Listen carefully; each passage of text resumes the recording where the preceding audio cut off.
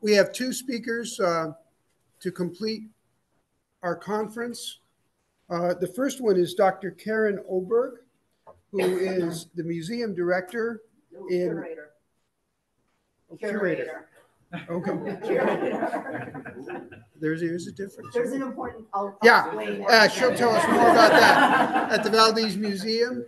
She is coming to us from Minnesota, and she's going to talk about fashion and power in Southcentral Alaska. And I'll introduce Phil after her talk. So Caren, if you would come up.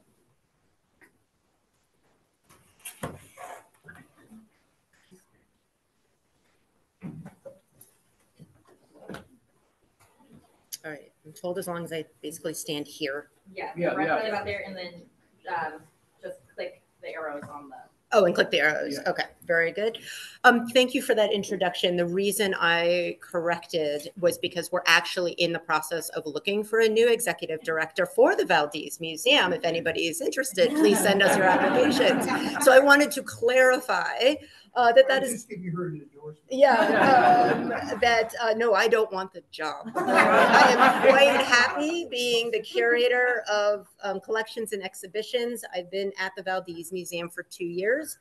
Let me just get my timer started. Otherwise, I will talk about this topic until next year in Fairbanks.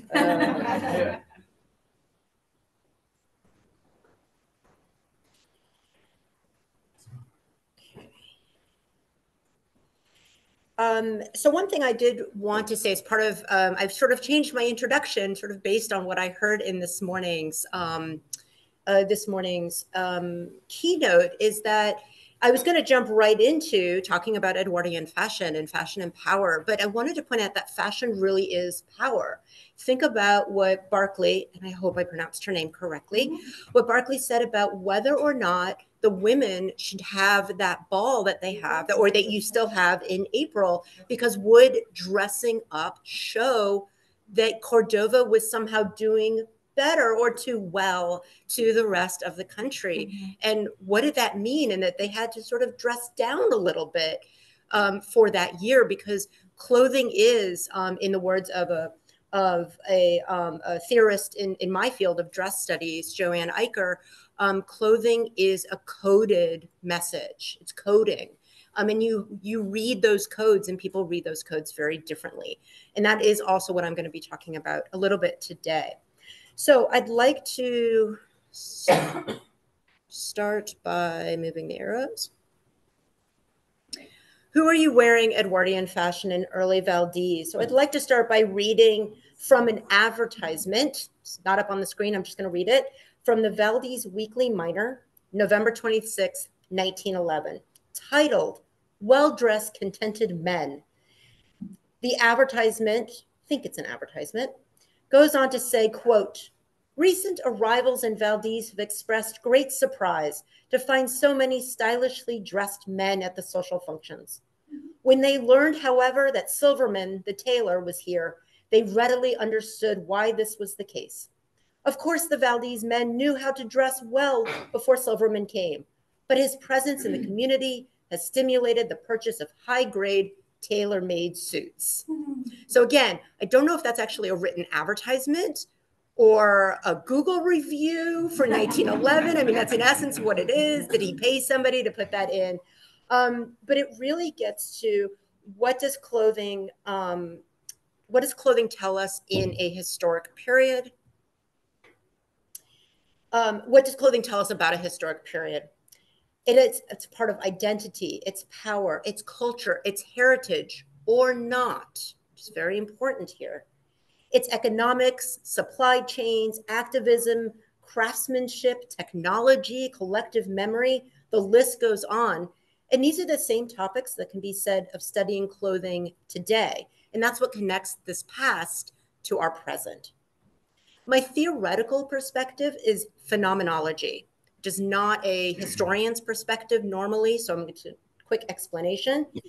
Phenomenology is the study of experiences as they are lived. This presentation is my starting point of larger research, on the meaning of clothing to those in Alaska's urban, although remote, environments in the years between the gold rush and World War I, specifically within Valdez. So what is Edwardian style? Dress historians tend to have their own timelines. They may overlap with some of your timelines as well, but if you're a fan of the HBO show, The Gilded Age is quintessential Victorian period. All those bustles, those things in the back, all of the arms, everything, wonderful. That is Victorian period. If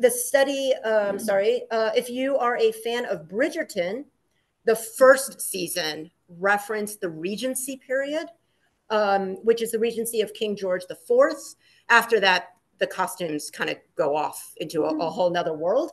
And Edwardian style is the period of King Edward VII. And are you sensing a pattern here? This is all English. That's because the study of clothing in America, as well as the fashions in America prior to World War II, are very much directly influenced by England and France, with imitations and things made to fit American culture. But American fashion doesn't become a thing until after World War II. So as historians, we also take the British and French history periods. But the Edwardian period is quite short. It's the actual Edwardian period is 1903 to 1910. But for fashion, it stretches into the beginnings of the next decade, and it goes until a natural break with World War I, where everything just changes. But the important part is that the clothing, especially women's clothing, looks phenomenally different from the Victorians.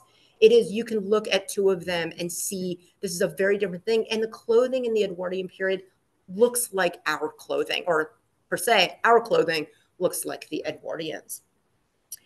And of course, they didn't see themselves as Edwardian. They saw themselves as modern. Everything was modern. So one thing I want to point out in fashion studies is we like to talk about color because clothing is color, but photographs are black and white of this period for the most part. Same problems all historians have of the photography period for a long time. So I did want to bring up this postcard. And in this postcard, you can see that the Edwardian colors of the period, this is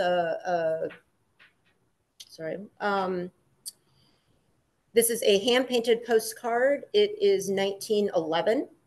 And these are sort of the Edwardian colors. You've got these oranges, yellows, blues, greens. If you think back to this period, if you think of architecture, wallpapers and furnitures and interior designs were all these colors. Paintings and things were typically these colors. And we can extrapolate from these colors that clothing would have been similar. We also can compare these postcards to extant clothing in museum collections. Unfortunately, I didn't have time to pull from other collections to show you some of these colors, but most museums now have most of their collections digital, and you can pull things up there. From this postcard, what can be determined about what was worn? So this is the Fairbanks Valdez stagecoach at 1911. Again, we're expanding that Edwardian period a couple of years, and the colors, clothing is difficult to make out in this postcard because the clothing was not the important part of this postcard. The important part was to show the Valdez stage and Alaska, and you wanted, this was advertising for the stage, and you wanted to kind of show off, look at how comfortable they are with all that fur because it's really cold out.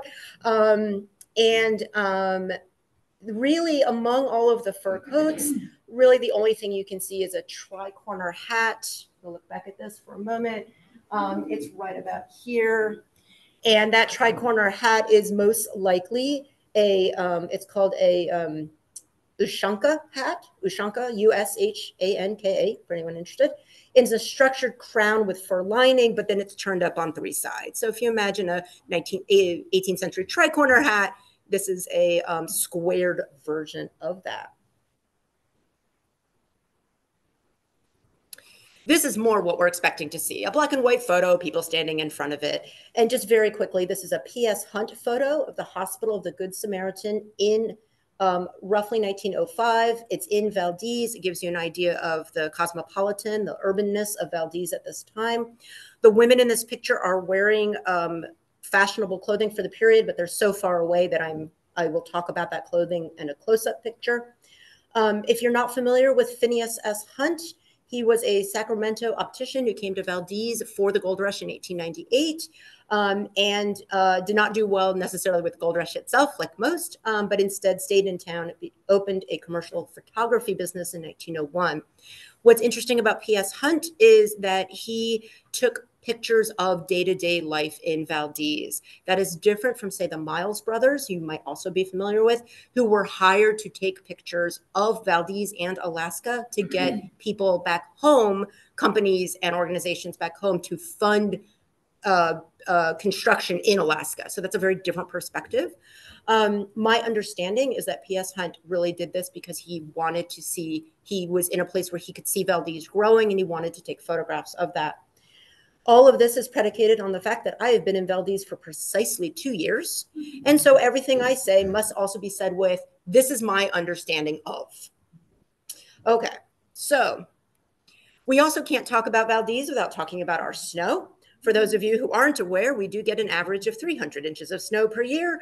Last year was 257. Anchorage, you got a whopping 110, which for Anchorage is a lot of snow. We felt very bad for you. We're very sorry. You cannot have our equipment. However, our equipment's way better. We also are really, really small and you're not. So we can get around. But this is probably most likely a day in, I'm going to guess this is March, February or March by the time the snow piles up this high. This is Mr. Emile. Mr. Emile has an Edwardian collar. It is called an Edwardian collar today. I'm still trying to find out. It was probably just called a collar, but of course we have to put the name on it. But if you can see, it is actually quite high. It's almost more like a religious collar. It doesn't have the flat lapels. That's not to say the flat lapels were not available. They were. Any Sears catalog, you could have done it. Mr. Emile had some choice in what he was wearing. It's a tall collar and it was kind of like a cone. He does have a tie on because you do not leave your house without a tie. That collar likely had a thin layer of celluloid around it. And that celluloid allowed you to take the celluloid off and keep the collar clean. You could kind of wipe down the celluloid, reapply the celluloid like it's an early plastic. And then you could keep your collars and your cuffs clean. Very popular until celluloid was discovered to be really, really good for movies. And all the celluloid disappeared from the clothing. And then they came up with other things instead to keep collars clean, to keep cuffs clean. A lot of these things were also detachable, so you didn't have to clean everything. You could just, holy cow, I've got nine minutes left. Okay, let's just keep going. I do want to point out that this is a probably most likely he's wearing a three-piece suit, which was the normal suit of the day. 3 pieces was your vest, your overcoat, and your pants. But he is wearing adjusted for where his climate is, and those are boots and tall socks that you would not have found in the lower 48 or perhaps even outside of Valdez. Okay, this is very quick, the Edwardian fashion timeline for women. So please note that the human body does not change here, right? The human body is still pretty much a straight thing. All of these fashions, and this is year by year, there was a very quick fashion change, was accommodated by the layers that you put on. And so the corsets that went like this disappear, and instead they do this. And that is built by having almost a cone-shaped brassiere that would go on top. And this was also the introduction of a separation between your corset, your brassiere, and your underthings. There now became a separation, which allowed you to build this cone around yourself. In 1902, which we'll see in just a moment with Miss Miner here, sorry, Mrs. Millard, Charles and Mina Millard. Mrs. Millard looks a little bit like her front is just a little bit more puffing out again instead of this shape. And it's called a pooter pigeon because you kind of look like a pigeon. But it also explained why your hats were this way. Hats in the Edwardian period are very tall. They're very wide. It's actually to balance out their proportions that you have. She is actually well balanced here. Also, men and women's clothing is matching just a little bit. It actually happens today too. Our clothing matches, our silhouettes match. You can't see it very well. I apologize, but Mr. Millard Charles there is wearing a Chesterfield coat, I think. It's hard to tell how structured it is. but that is a velvet lapels up here, which are actually matching Nina's velvet lapels as well. So that was something that they could do. The chevrons on her skirt, that's the angle shape down here at the bottom, very, very popular in this period. That shape tends to go away, come back, go away, and come back with styles. Here's another picture from P.S. Hunt showing a number of women sitting in one of our drugstores having coffee, and you can see sort of a wide range of hats with what you could put in them, but there was still a sort of a limited style. You were reflecting both of not what you could get. Everybody could get things, and I'll talk about that in, wow, about 2 minutes. But, but you still were wearing things that were reflective of who else was buying it. So you weren't going to go out, and the 21st century is a very different clothing place than any other decade. You're going to dress like everyone else around you. In this period. This is the SS Bertha, and I wanted to show you clothing of a more middling class or more middle class. For men, your suit styles were actually, you had more choice than you might think. But in this picture, what you really could see is your variation came in hats. So many hats, so many hats. So you could have a flat cap. You could have the Stetson was extremely popular. You could have, Stetson hat like that. I'm sorry, Stetson hat like that.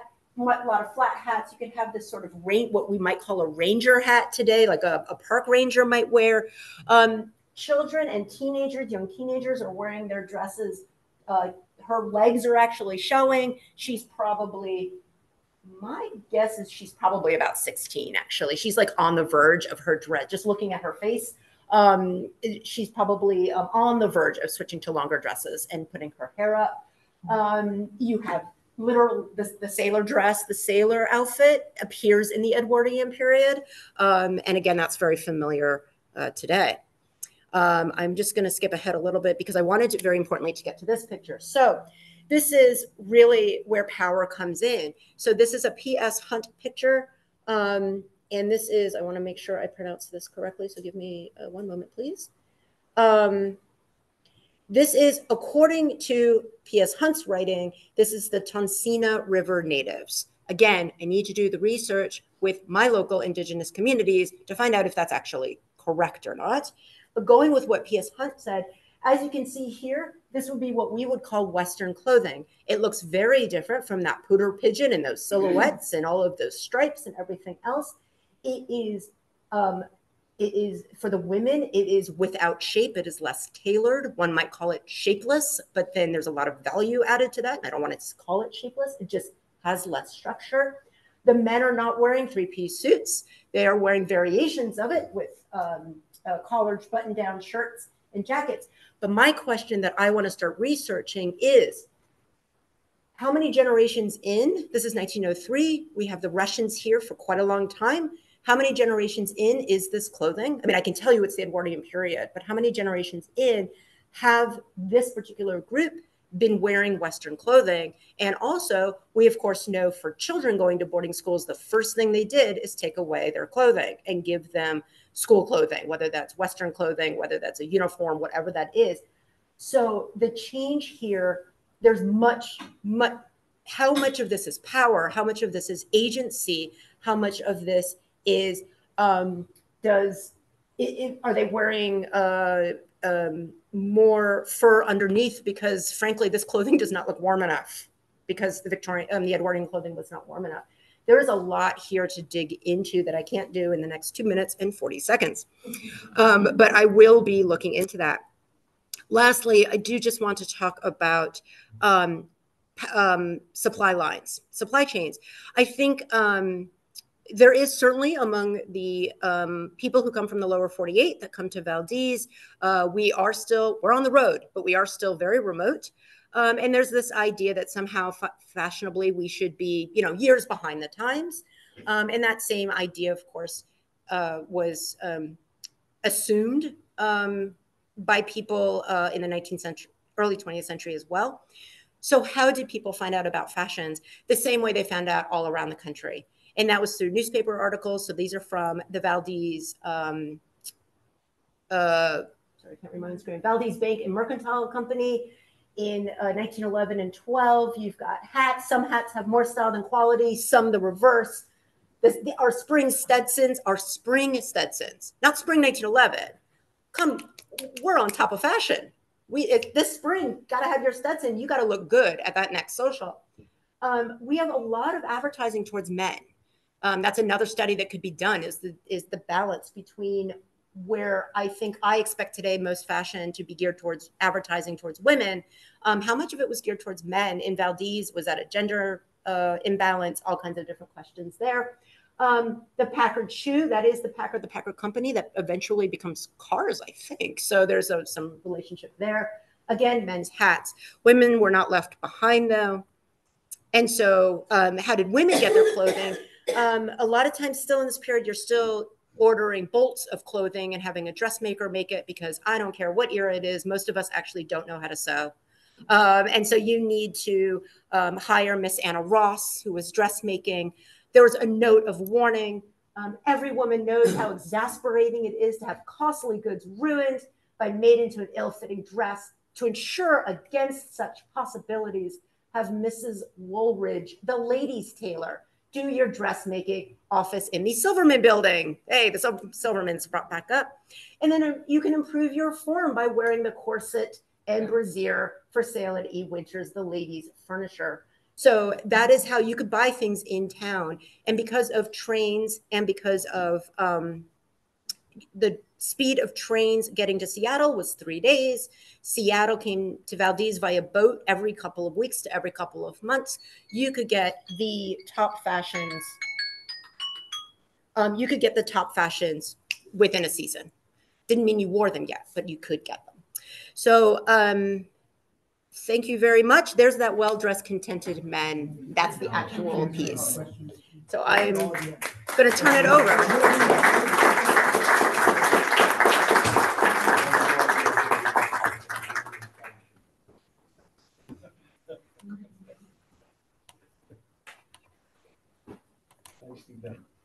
Thanks.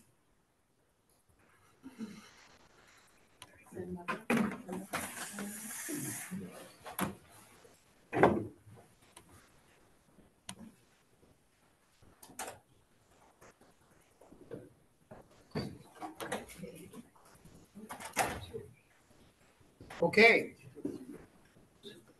Next is Professor Phil White from the University of Alaska Fairbanks, a friend of mine and one of the most active minds in the field of history that I know. So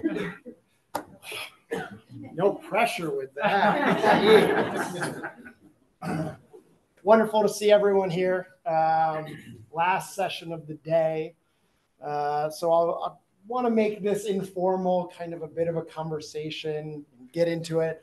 You know, I think it's fair to say that Alaska is the land of mega projects, both real and imagined, perhaps more imagined than real. It is a land which invites grandiose proposals.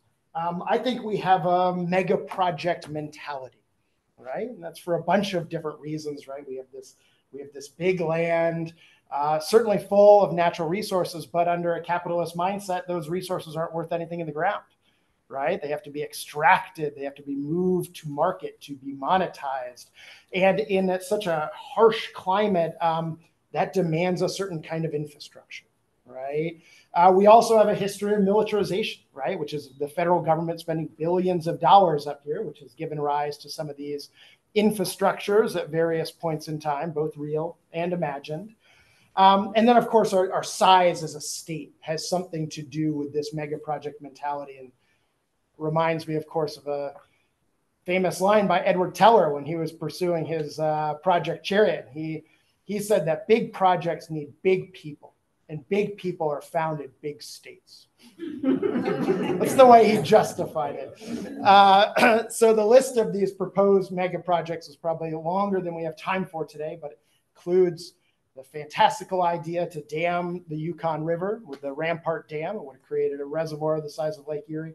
Also diverting the Yukon River in the tie-up projects, right? They're going to divert the Yukon River through Skagway for aluminum production, or Walla Hickle's idea for a water pipeline down to the southwest, right? Let's, another way to move the Tanana in the Yukon rivers. Of course, we have Edward Teller and Project Chariot using nuclear explosives to create a deep water harbor in Northwest Alaska. We also have the proposal to dam the Bering Strait and pump the Pacific seawater into the Arctic as a way to melt the Arctic ice caps. Well, we didn't do that, but we're still melting the Arctic ice caps. Who can forget Mike Gravel's idea for a Teflon dome over Denali, right? And of course, the ever-present dream of the Alaska to Alberta Railway. Many of these ideas are still omnipresent. But I want to focus today on that rarest of mega projects, those that were actually constructed. And even rarer still, those that were constructed by private industry, not the federal government. Let's see here.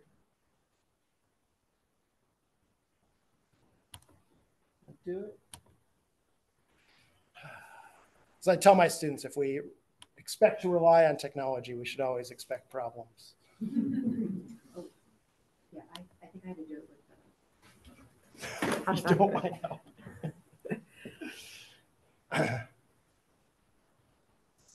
Oh, maybe that's hindered yet. Okay, there we go. Wonderful National Park Service map, National Park Service description here as we think about the Copper River and Northwestern Railroad. So, so many of the mega projects in the state have been publicly funded, right?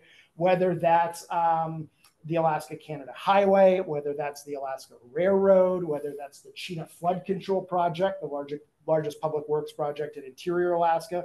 All of these are impressive feats of engineering, but they're also the products of Uncle Sam's largesse. So what I want to kind of open up a discussion about is just a thought experiment comparing two very different, but I think in many ways very similar private infrastructure projects, Copper River and Northwestern Railroad and the Trans-Alaska Pipeline System. And at the root of these two projects is a thesis that I've been thinking a lot about, which is that basically access and lack of access define Alaska, right? It's both what we build and what we don't build that has created the modern landscape that we know today. The Copper River and Northwestern Railroad and TAPS were very different projects, but each was the kind of exemplar of its era, right? High technology of its era, fighting against, human innovation against the wilderness, right? These were all kind of terms that were utilized in the time. And so for each of these projects, I want to think about four key aspects. The first one is this question of access, right? What did access do? What were the dynamics of access? The second one is the public response to these infrastructures. And then the third one is taxes, and maybe more importantly, tax evasion, which was present in both of these.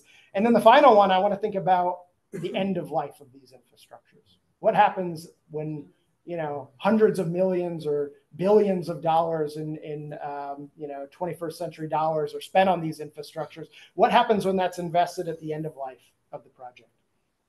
So useful to start with the Copper River Railroad. I assume some of these details are known to us, so I'll just be brief with them. 196-mile train system constructed between 1906 and 1911. Michael J. Henney, Big Mike, was the developer of the railroad. He cut his teeth with the White Pass and Yukon Railroad between Skagway and Whitehorse, became famous. And he began surveying this region around 1900 and began construction of the line in 1906 from the newly established town of Cordova, right? So he is the one who played an extraordinary role in the establishment of Cordova. Obviously, this had been a settlement by the EAC people for millennia before that, but in terms of the modern town of Cordova. And then he soon earns the backing of the Alaska Syndicate, right? J.P. Morgan, the Guggenheims, familiar story.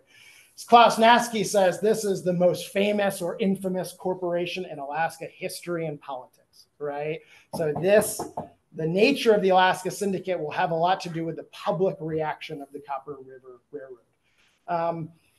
Costs in the neighborhood of about $25 million for the railroad. I've seen estimates as high as $40 million when you consider all the surveying work that went into that. Just north of about $1 billion today, which actually for that accomplishment, it seems like a pretty good deal. And especially when we compare that to the Trans-Alaska Pipeline System, which I'll talk about. And by the way, this is Haney here, and then he is right here. Kind of looking away. He's doing his own thing in this photo. And so, wonderful books have been written about the history of this. I won't go into too much detail, but I just want to highlight 3 kind of really notable facets of the construction here. So for those of you who have spent any time in the Copper River and Copper River Canyon, I mean, oh my gosh, what forbidding terrain, or the Copper River Delta. So of course we have the $1 Million Bridge, arguably the most famous part of this system. But the $1 Million Bridge was a considerable underestimate of what it actually cost, right? We also have the fact that they laid tracks, over 5 miles of track over the Allen Glacier, and they had to relay them every single year, right? There's also the fact that in order to build this, they dismantled a 70-ton steamboat and hauled it up over the mountains on mules and reassembled it north of the rapids so that it could operate on the river. And then they did that to 2 other steamboats, right? They had 3 steamboats operating all up and down the river. Really, really remarkable. So that's a great photo there of the railroad.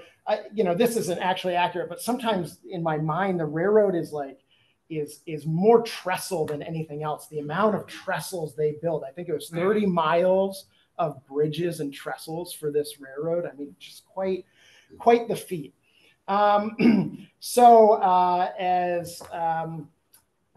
Who was it? It was Alfred Brooks said the completion of the railroad was the most important advance made in the history of Alaskan transportation since steamboat service was established on the Yukon, right?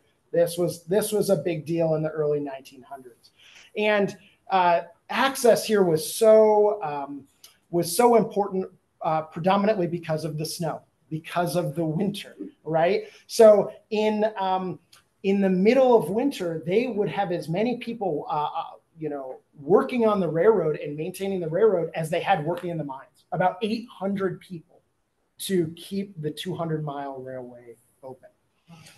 And of course, access was even established before the railroad went into operation. There's the famous shootout out in Valdez over the Alaska Home Railroad and the attempts to create some other kind of railroad that wasn't owned by the Alaska Syndicate. And of course, there's President Roosevelt with the coal lands withdrawal, and that Garrett Verbeek talked about briefly in his presentation.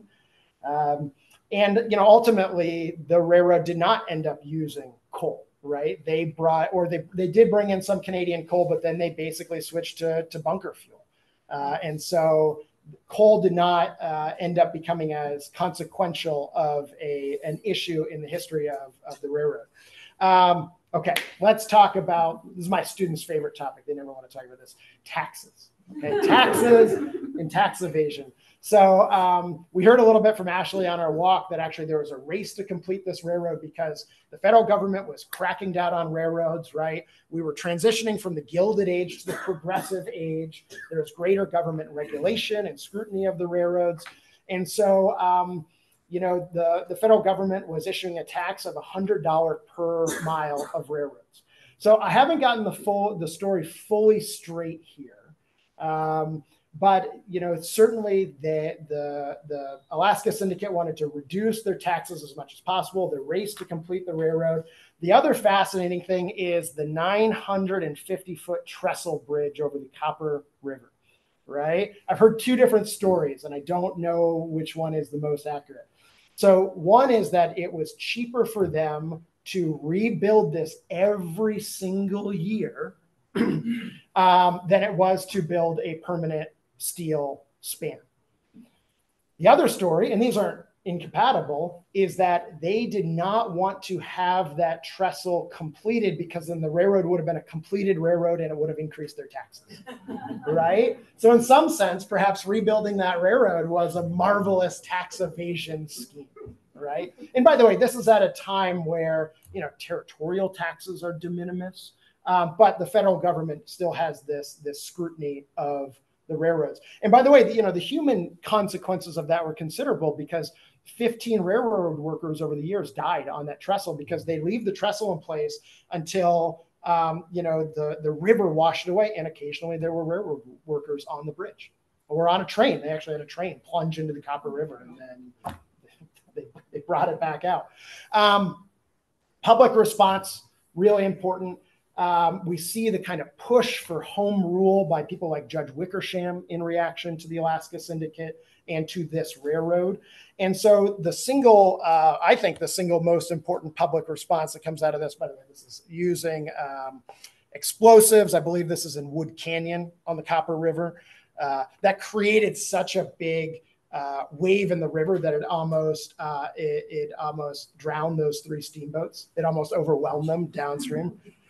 It's just a nice picture. Let me go. Kennecott copper, right? Also really interesting to think about copper as the commodity of its era because of electrification of the United States versus oil in the midst of the 1970s oil crisis with taps. So both were nationally and internationally important commodities at the time. But I think the biggest single public reaction to this railroad at the time was the push for the government-owned railroad, right? The government railroad, what we know today as the Alaska Railroad. Common story. But when this happened, of course, when the federal government, you know, when we had Woodrow Wilson, when we had Wickersham put their weight behind the federal, the government railroad, it created this, another mega project, if you will, another super important infrastructure, but this one publicly owned. And of course, this is in the progressive age. I can't recommend Alton's book enough, Alaska and the Progressive Age. It gives just wonderful character and context to this era. And then, as Tom Kazaya points out in his book, the Copper River and Northwestern became a kind of model of 20th century capitalism at this moment, and they abandoned their dreams for further extension. Originally, this railroad was going to go all the way to the Yukon River, right? They wanted to keep blazing north from Chittagong, but when the federal government came in, and the federal government considered buying this railroad for a time, but the politics of buying the Guggenheim's railroad were too odious, right? They didn't want to give them money. But so when the federal government had abandoned that, they basically abandoned these dreams to keep going further north. And they set up the railroad as a model of 20th century capitalism, where basically they moved their holdings into stock corporations, and the railroads had a loss every single year, right? So the railroad was losing money, but the Alaska Syndicate was making tons of money, right? Because of all the copper that was moving through the system. And of course, those profits were reinvested in places like Utah and Chile at the end of life of the system. Speaking of end of life, you know, the high point for this system was probably World War I. Extraordinary demand for copper. Perhaps $2 million worth of copper was moving through Cordova and Tacoma each month. Came down to Cordova, onto the ships, down to Tacoma where the smelter was. Still major environmental justice issues down in Tacoma from all that copper that was smelted over the decades. But then during the Great Depression, copper prices began to crater. They declined from 90 cents to 4 cents. 1932 was the last year that the railroad ran in winter, right? Access. Winter was the hardest time of all. And during 1933 and 1934, there was very little mined at all. Everybody knew that the day was coming when the last train would move down the line. And then it was on November 10th and 11th, 1938, that last train did come down the line. And Tom and I were talking, it probably took 2 days because they stopped at every single station. And they, you know, they would rip out some equipment, but they also left equipment, things like cooking stoves, utensils, a quantity of food in the North Country tradition of leaving provisions behind for people in the territory. You know, on one hand, this made a big impact on Cordova, but on the other hand, Cordova had already moved on to fishing, right? They moved from red rock to red gold at this time, but they would never forget the impact of a large corporation on their history. And in fact, when the Trans-Alaska Pipeline System comes along, Cordova was considered one of the ports for the pipeline. And the people in Cordova said, we've lived through this history. We don't want to have anything to do with it, right? And this is in the late 1960s. Okay. Wow, 4 minutes for the Trans-Alaska Pipeline System. So the other thing that's so important to think about with the history of the Copper River and Northwestern Railroad is that it is implanted in the minds of Alaskan politicians in the 40s and 50s, the damage this does, right? This becomes known as the Kennecott syndrome, and it is central to the political project of Alaskan statehood. So you have a young Ernest Greening who visits Kennecott in 1938, the last year, and he knows it's shutting down. And he says, he wrote, what has the territory of Alaska to show for those $200 million today? That was the value of all the copper that was extracted. A hole in the ground? No, worse than that. It actually has a relief problem. There are 3 towns dependent in varying degrees on the activity of Kennecott, are either on their way to becoming ghost towns or seriously impaired. This is the moment in time where Greening proposes the Alaska Fund. This is the first, arguably, documented idea of a permanent fund, right? Corporations who come here to extract our resources, that money should be saved. It needs to be reinvested for the permanent population of the territory. The notion of the Kennecott syndrome becomes central during the Constitutional Convention up in Fairbanks in 1955 and 1956. Probably one of my favorite political speeches of all time, Bob Bartlett's speech, keynote speech to the Alaska Constitutional Convention. I won't read it in detail, but you can read it behind me. And so all of this helps to inform the political project of Alaskan statehood. So it's real, the implications of this private mega project are extremely important. Okay, taps. In 1 minute and 45 seconds. We won't get it all done, but gosh, okay. How do I summarize this? It's impossible. Okay, so access the largest oil field in North America. It's not worth much unless you can get that oil to market, right? And getting it to market was the single biggest challenge of the Trans-Alaska Pipeline System, right? We have the SS Manhattan. We have all these other kind of schemes. The Boeing RC-1, they were going to fly it out on jets. I mean, it's crazy. Pipelines and tankers were always the central technologies to move that oil out. And an interesting thing that I found is that the size of the conduit that they built, that 48-inch wide pipeline, anticipated future development. When Prudhoe Bay was found, they actually didn't have enough oil to move through that 48-inch pipeline, but they knew they were going to make more discoveries, right? So the pipeline, in some real sense, opens up the petroleum province of the North Slope, right? The whole battle over the Arctic National Wildlife Refuge is in part because that oil is now economic in a way that it was not before. And we're still dealing with the implications of that, right? You don't get the Willow Oil Project and all that controversy without the Trans-Alaska Pipeline System humming on for 50 years. And the expectation that it's going to hang on for 75, 80 years, right? There's a lot of forward-thinking development happening there. Let me just say a few words about taxes, okay? And actually, taxes might not be the right word for this, although it is in some sense. For the Trans-Alaska Pipeline System, the single most important battle that the state really lost had to do with tariffs, okay? Tariff is a fee that is charged by the oil companies for moving the oil down the line. Because the state has a royalty, a certain percentage of that oil is the state's, is our oil, right? Because Prudhoe Bay is found on public lands. By the way, public lands in part because of the Kennecott syndrome and what the founders of Alaskan statehood decided to do. And so fundamentally, the higher these tariffs were, the higher tariffs the companies charged, the less the state earned, the less the public earned. This was the largest lawsuit in United States history over any kind of utility in the late 1970s and early 1980s. And the state was just overwhelmed by the oil companies, right? They had so much more power, so many more lawyers. And so ultimately, the state settled in 1985. This was one of the worst decisions in modern Alaska to settle this lawsuit. Okay. Finally, when the state brought it back up again in the late 90s and early 2002 and figured out just and reasonable rates, the Regulatory Commission of Alaska ruled that the state had lost about $10 billion between 1977 and 2002. Under one calculation, if we had properly regulated the tariffs of taps, the permanent fund would be twice the size today. We're actually not talking about oil taxes, right? We're talking about tariffs. So this seems really in the weeds, but it's incredibly important. I'll also just say with the public interest really quickly, the pipeline and the debate around the pipeline and what's going to happen to oil, it is central to the founding of the permanent fund and saving some of that wealth, connecting back to that Copper River and Northwestern story. I still think it's so remarkable that we elected Jay Hammond in 1974. He was an opponent not only of Alaska statehood, but also of the Trans-Alaska Pipeline System. And we made him governor. And he was one of the best governors we've ever had. And then finally, I'll say, Exxon Valdez. The pipeline is fundamental to that. It's a pipeline system. It's the Trans-Alaska Pipeline System. There's no point in moving the oil to Valdez.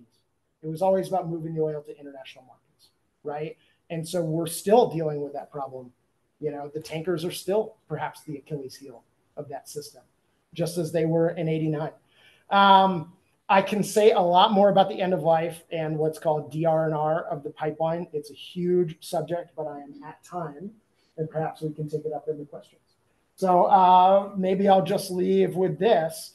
When we talk about the pipeline, this is no longer the realm of history, right? It's the realm of civics. And I think Alaskans still have great agency when it comes to that. Thank you.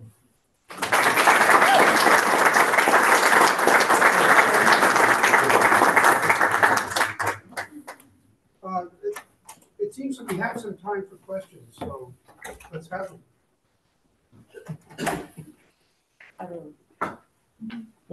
Yes. This is a question about fashion. Sure. You were talking about the men's collars and shirt sleeves and stuff. What about those women's dresses? I mean, to wash those, that may have been a real chore. So women's clothing in this period also, you had a lot of layers protecting your dress from your body. And that helped keep down the cost of those having to wash the heavier parts of the clothing.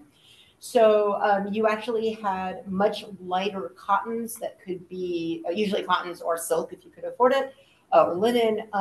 Those would be washed, and so those might be you had a corset, you had a chemise, which was the first thing you put on, and then your corset. Anything on television that has the corset against bare skin, shoot your television. They're wrong. It's very irritating. But you had that chemise first, then your corset, then a corset cover, which then protected the corset from getting dirty. Then you had your blouse, and your blouse, then you had a jacket. You had several petticoats. You had bloomers, and then you had petticoats. So all of those lighter fabrics could actually be washed. Your outside outfit wasn't actually washed all of that often. Having said that, on display at the Valdez Museum, we have 2 of our 4 washing machines on display because people do find that really fascinating. How did you wash your clothing in 1913 in Valdez? So I think. Yeah. To Phil, is the fascination with big projects common to other resource-rich states or countries, or is it sort of an Alaska phenomenon? Yeah, it's a good question. I have talked to other colleagues about this in the context of the circumpolar north. And I think there's something about the circumpolar north just because of population density, geography, those challenges that we certainly see it's true in other countries. There might be some aspect of it. Certainly there's mega projects around the world, so I'm not saying this is a uniquely Alaskan attribute. What might be somewhat unique is our peculiar fascination with these topics as kind of a savior of the economy, right? If we just get another one of these projects, it will alleviate all of our issues. And yeah, that's right. And I think part of that has to do with the boom and bust mentality. It has to do with federal intervention. So, I wouldn't argue that it's uniquely Alaskan, but there's something about the mentality and our disposition at least that seems more unique than not. Yes. Oh, since you're gonna get to it, could you comment on the challenges of the end of life pipeline? Briefly, yes. So TAPS has been called one of the engineering wonders of the world, but unlike all the other engineering wonders on the list, under the original Trans-Alaska Pipeline Authorization Act, it is built into that the oil companies must remove and remediate the infrastructure at the end of its life. So it's a mega project that has built in its own demise, right? But there's a couple big problems with this. Number one is it is not defined what remediation means, right? Number two is that the funds that have been collected for that over the years, they've been collected as part of that tariff, right? So there's another one of these tariff problems that we have not looked into as much as we need to, because people hear tariff and their eyes just glaze over, right? Which is a public interest problem. There was Terry Lenzner, who is a famous Watergate investigator who worked for the state investigating this issue in the 1970s. He said Alaskans were far more focused on issues like the decriminalization of marijuana than they were on pipeline tariffs.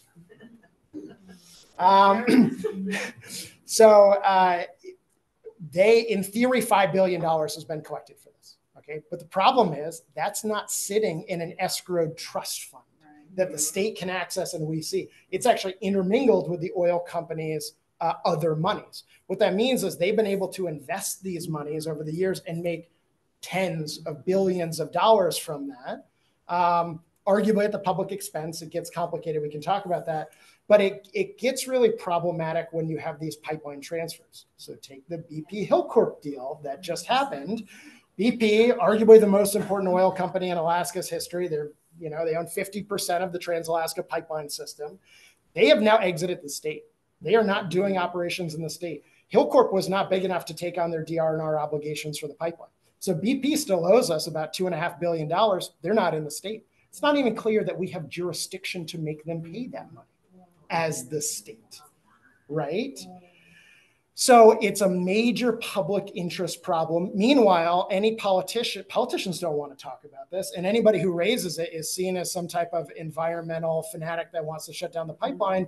But go back to the Copper River and Northwestern Railroad, right? This is really important for our public policy, and we should not be demeaning people who want to talk about this because, to be honest, there is going to come a point in time in our future economic development where the state of Alaska is going to earn more money and create more jobs dismantling our oil infrastructure than continuing to operate it. That's a radical thought. Nobody knows when that moment is, but I think that's inevitable. I have a question on that. So as the Valdesan in the room, I mean, it is, in my 2 years in Valdez, I haven't actually heard anybody talk about this. Nobody talks about it.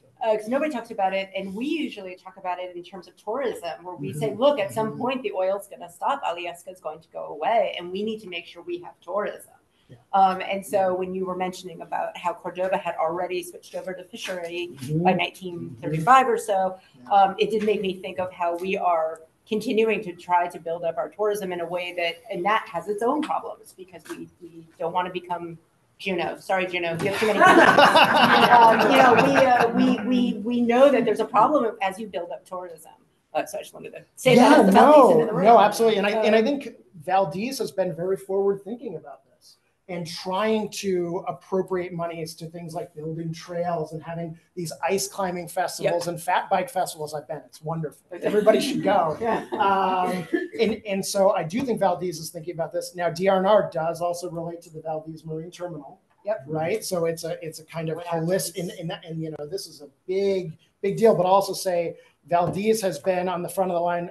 The people who filed suit against the state for the failure to properly regulate the BP Hilcorp deal, it was the city of Alaska. Or sorry, the city of Valdez. So Valdez is actually using oil money to try to protect the public interest. We have other questions. Yes. Partial question, but one thing you could do as far as Valdez to go would be to Kennecott became a national park, make the terminal a national park to bring tourism in. The other question is how you say the state of Alaska is there's going to be jobs for the dismantling. where's the money going to come from to pay for that? So it's already been collected in theory from the tariff, right? Right. So if the state is able to get access to those funds, we're talking about, tens of thousands of jobs perhaps, right? There's a lot of infrastructure, and that's just for the Trans-Alaska Pipeline System. We're not even talking about upstream on the North Slope. Unanswerable. Yes, sir. For Caren. Yep. As you probably know, during the period you've been talking about, ladies' hats with feathers in them were very popular in New York, Chicago. Did that fashion get up here? That fashion came up here, again, as far as I know. That fashion came up here. And also something that was actually in my script that I didn't get to was talking about how that was the beginnings of sort of an anti-fashion or being more aware of the damage we're doing with fashion, because those Edwardian hats were the end of a long period of using feathers and other animal furs and things for hats, and we were actually decimating bird populations by building those hats, with Edwardian being the very end of about a 50-year period. So those fashions made it up here, as well as the activism against having those fashions. Is there actually activism? Were people in Valdez itself aware of this? I don't know yet. I need to dig into the research to find out about that. Other questions? Will, Yes, ma'am. she's had her hand Ma'am. up for a long time. The last 5 minutes. Go I ahead. have a question about the oil. Have other nations declared made any claims in the Arctic? Other nations like Japan and Russia? Around continued oil and gas development. Yes. Yeah, I mean, there's a big fight about this going on, and it has to do with the law of the sea. And I would say Russia is the most active. Canada has really withdrawn from a lot of its Arctic oil ambitions because they have the tar sands. There's hundreds of billions of barrels in the tar sands. So they're not worried about that there. Norway is continuing to drill. There's a lot of controversy about that, especially about the Lofoten Islands. So certainly other controversies in the Arctic. Yeah. You have a question? Does your museum have Edwardian clothes on, like corset or hats? Not yet. Dresses? I'm working on